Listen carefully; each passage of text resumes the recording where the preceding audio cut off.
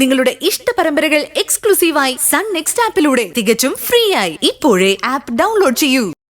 ഞാൻ സ്വയം വേദനിക്കുന്ന പ്രതിസന്ധികളിൽ നിന്നാ ദേവികെ എല്ലാവരുടെയും ജീവിതത്തിൽ തിരിച്ചറിവുകൾ ഉണ്ടാവുന്നത്.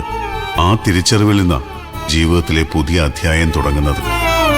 പുതിയ താളുകളിൽ അക്ഷരത്തെറ്റില്ലാതെ നല്ല കൈയക്ഷരത്തിൽ ജീവിതത്തിന്റെ പുതിയ അധ്യായം എഴുതി തുടങ്ങുന്നത്.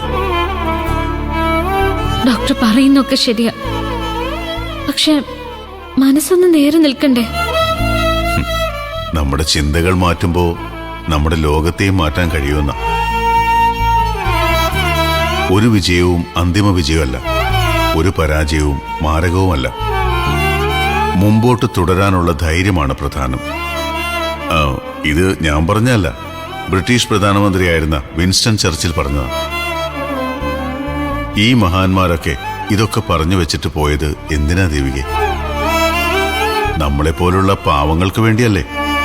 പക്ഷെ ഡോക്ടർ, ഒരു പക്ഷേയുമില്ല.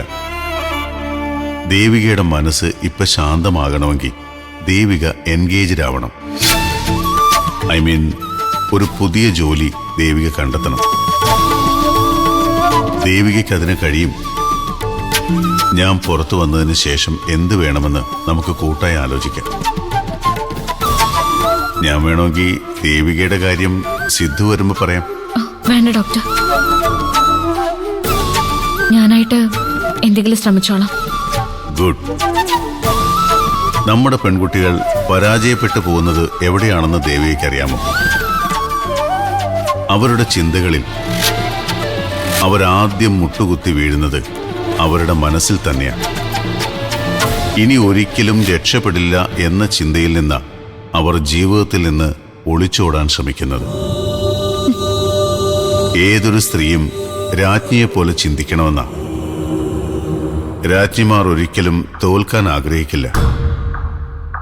ഒരു സ്ത്രീയുടെ ഏറ്റവും ശക്തമായ പ്രവൃത്തി എന്താണെന്ന് ദേവിക്കറിയാമോ? അത് അവളെ തന്നെ സ്നേഹിക്കുക എന്നതാ.